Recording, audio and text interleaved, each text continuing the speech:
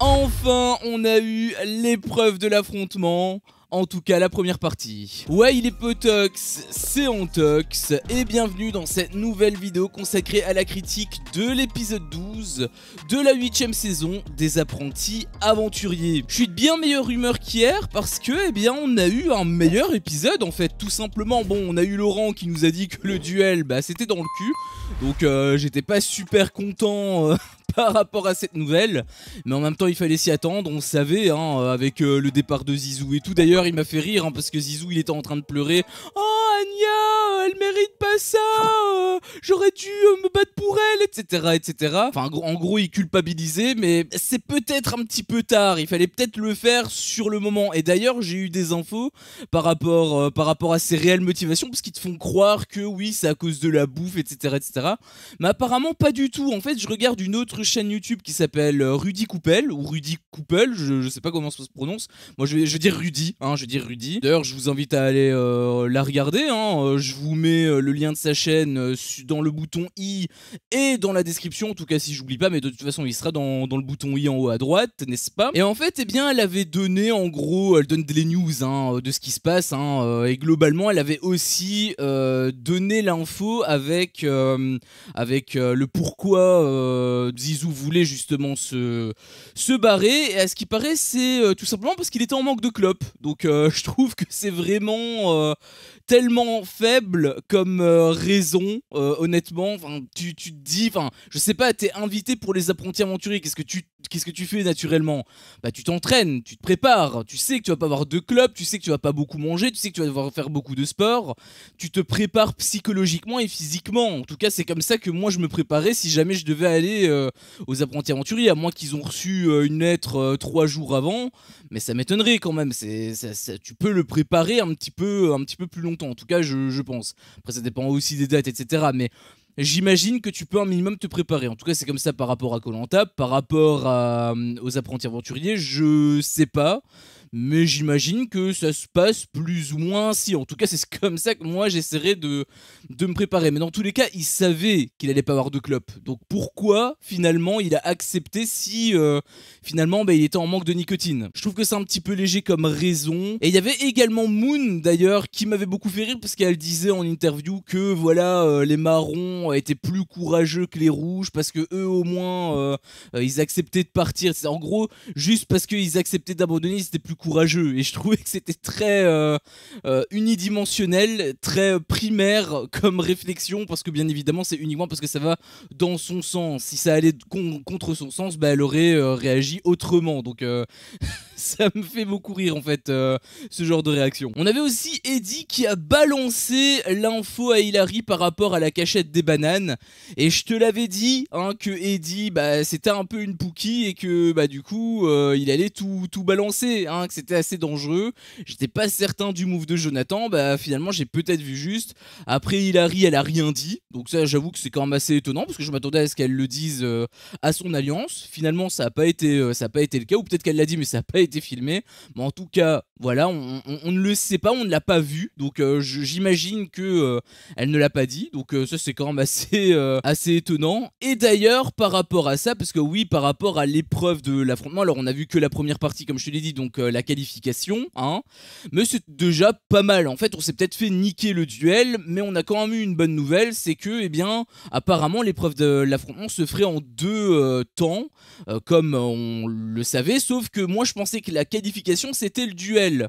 Alors je sais pas si c'est une exception parce qu'il n'y a pas de duel, ou si ça va être tout le temps comme ça. J'espère que ça sera tout le temps comme ça au moins ça mettra un jeu indépendant. Parce que moi ce que je pensais c'est que le gagnant du duel pourrait jouer contre l'un des membres de la plage des finalistes.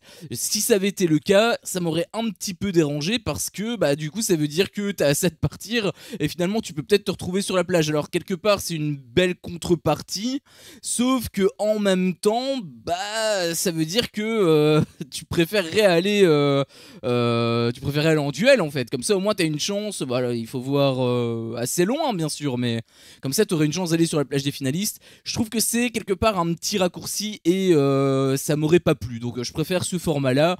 On va dire que c'est le seul bon point positif que je retiens du fait qu'on n'a pas de duel. Et on a ensuite eu un gros souci parce que plutôt on a eu une stratégie qui a été planifiée par, il me semble que c'est Enzo qui a planifié ça, puisqu'il a mis en fait le doigt sur le gros problème de ce concept, hein, du concept de cette saison 8, car il avait dit que en gros, bah, ils étaient tous dans la jungle, et comme ceux qui sont sur la plage ne peuvent pas être éliminés, eh bien c'est tout simple, ils restent dans la jungle, tous ensemble, hein, comme un bon groupe, et petit à petit, étant donné qu'ils ont la majorité des voix, eh bien ils dégagent progressivement l'alliance adverse. Et bon, quelque part, oui, c'est intelligent, et en fait, c'est même plutôt ce qu'il faut faire en tant que joueur, c'est ce qu'il faut faire.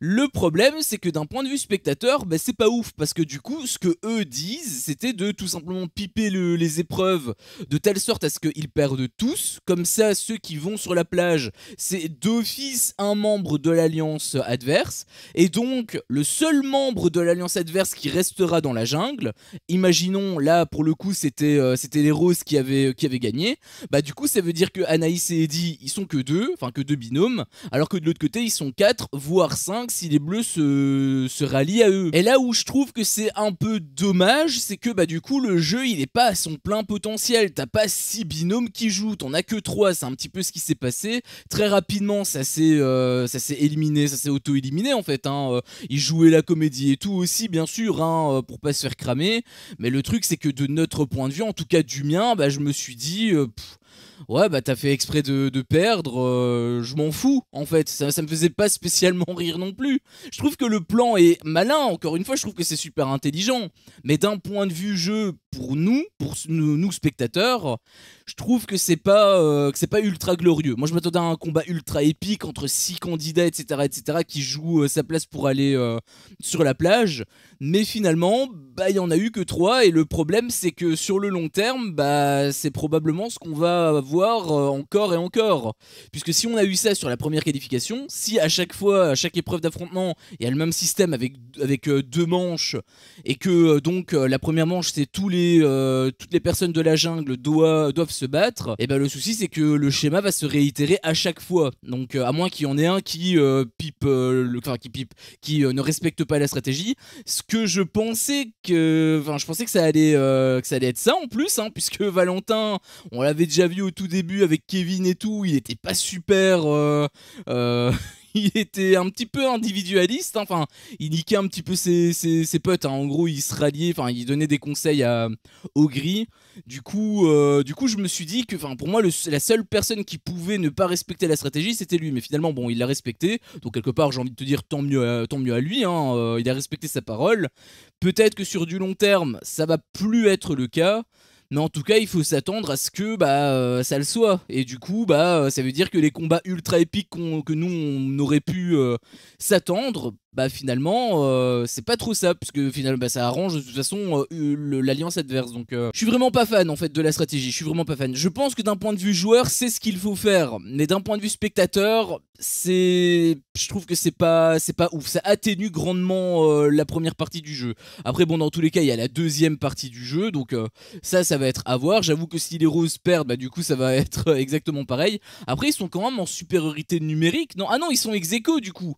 Ils sont ex-aequo. Donc quelque part j'espère que les roses vont perdre. Comme ça bah déjà les bleus ils peuvent réintégrer la plage. Ça va pas faire forcément plaisir aux oranges, parce que forcément ils ont choisi les blancs, hein, ça c'était évident. D'ailleurs JP qui a été très hypocrite, ça m'avait fait rire quand il avait donné son discours alors qu'en réalité c'était juste du violon, hein, c'était juste qu'il avait plus d'affinité avec les blancs et on le savait déjà depuis le départ. Rémi l'avait même dit, bon il avait dit en interview mais on le savait, et pour le coup les bleus aussi le savent, en tout cas Rémi le sait, donc quelque part ça m'a un petit peu fait plaisir cet éclair de lucidité. Mais dans tous les cas voilà, on a eu la première partie, le jeu était plutôt sympa, en tout cas il aurait pu l'être davantage, mais malheureusement pipage, et donc ça a été grandement atténué. Alors il s'est passé quand même quelques petits trucs que j'aimerais bien revenir. Tout d'abord, le fait que Laurent, je sais pas pourquoi d'ailleurs, hein, mais Laurent a mis à mort l'accent sur la cachette des bananes par rapport à Jonathan. En gros, il était en train de d'aiguiller l'équipe adverse, puisqu'il était vraiment en train d'insister avec le fait que les fruits cachés, tout ça. Et je trouvais que c'était très bizarre, parce que Denis, par exemple, dans Koh-Lanta, quand il y a des stratégies cachées et tout, bah lui, il fait comme si de rien n'était. Il est au courant de tout, bien évidemment, mais il fait comme si de rien n'était parce que les joueurs doivent jouer tout seul en fait.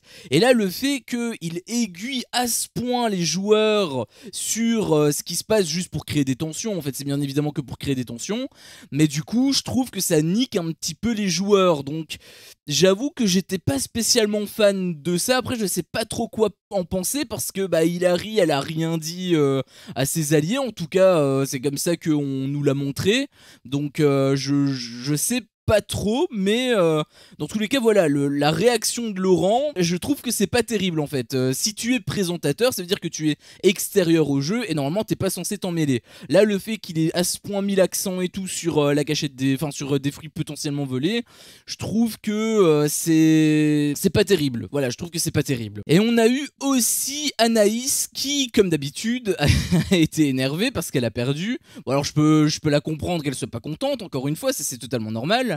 Sauf que ce qui est chiant, c'est qu'elle se plaint encore et toujours.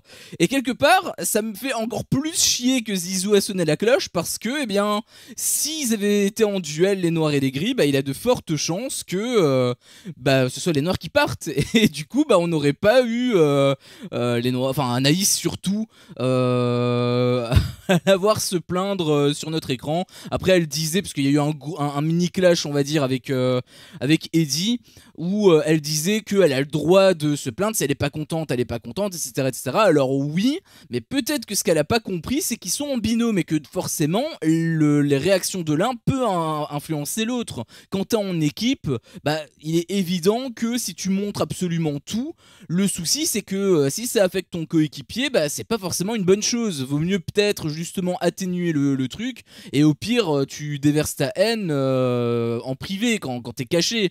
Là, le problème c'est qu'elle le fait aux yeux de tous, alors c'est son droit, oui, mais du coup je peux comprendre pourquoi Eddie a réagi comme ça, parce que c'est vrai qu'avoir un coéquipier comme ça qui est toujours défaitiste et tout, à force c'est chiant quoi, donc je peux totalement comprendre son point de vue, et même pour le coup en fait je suis plutôt d'accord avec lui quoi, donc je trouve que c'est vraiment pas terrible le visage que Anaïs montre, et que j'ai même envie de dire a montré jusqu'à présent, parce que c'est exactement le même visage qu'elle montre absolument à tous les jeux, hein. Elle me fait un petit peu penser à Héloïse d'ailleurs l'année dernière, Héloïse et Naka, où ils étaient un petit peu comme ça parce qu'ils perdaient tout, mais c'était quand même vachement moins agaçant, parce que là on sent que elle est énervée. Eux au moins ils étaient beaucoup plus calmes, ils étaient juste déçus, mais c'est tout. Elle est carrément énervée, elle est un peu plus agressive, et je trouve que c'est pas un super beau visage. J'avoue que je m'attendais pas à ça d'elle en fait, honnêtement. Et donc phase finale, bien sûr les bleus contre les roses, qui va gagner? Je pense quand même que les bleus ont leur chance, hein, puisque il y avait, je sais plus c'était qui avait dit que voilà, les bleus ils sont bien en dessous. Ah mais c'est peut-être Jonathan justement qui disait que les bleus étaient bien en dessous des roses. Alors c'est vrai que d'un point de vue cohésion, il y a absolument pas photo, ça c'est net et précis, mais je pense quand même que les bleus sont forts en fait. Je pense quand même que les bleus ont leur potentiel, donc il faut pas les jeter à la poubelle tout de suite. Donc je pense quand même qu'ils ont leur chance, et j'ai même envie de te dire, je pense que c'est eux, en tout cas j'espère que ce sera eux qui gagneront. Comme ça, eh bien, ils pourront revenir, comme je te l'ai dit, sur la plage, et ils pourront quelque part un petit peu faire fermer le clapet à Orange et au Blanc, en espérant qu'ils gagnent la prochaine expédition s'ils réintègrent la plage, parce que forcément, ils peuvent être à tous les épreuves d'affrontement et toutes les gagner. Si à chaque fois ils perdent, ou en tout cas ils ne gagnent pas l'expédition, le truc c'est que ils vont toujours se retrouver à l'épreuve de l'affrontement, donc ils sont obligés de gagner l'expédition pour pouvoir s'assurer leur place et casser comme ça un petit peu le binôme dominant de la plage. Donc on verra comment ça va se passer. N'hésite pas toi à me dire ce que t'en penses dans l'espace commentaire, qui tu verrais gagner. Moi comme je te l'ai dit, j'espère que ce soit les bleus. Après qui je verrais gagner, bon j'avoue que sur le papier les roses ont un petit avantage, mais j'espère que ce sera les bleus. On va s'en tenir à ça. J'espère que ce sera les bleus. Enfin bref, sur ce, c'était mon avis sur cet épisode. Si mon contenu te plaît, fais-le moi savoir en me laissant un énorme pouce bleu. À chaque fois que je vois ça, je vois que mon contenu plaît. Et donc moi, ça me motive à continuer. Si t'es pas encore un peu tox, qu'est-ce que tu attends pour me défoncer ce gros bouton rouge? N'hésite pas à activer la cloche pour ne rien louper. Et je te dis à la prochaine pour une prochaine vidéo. Ciao.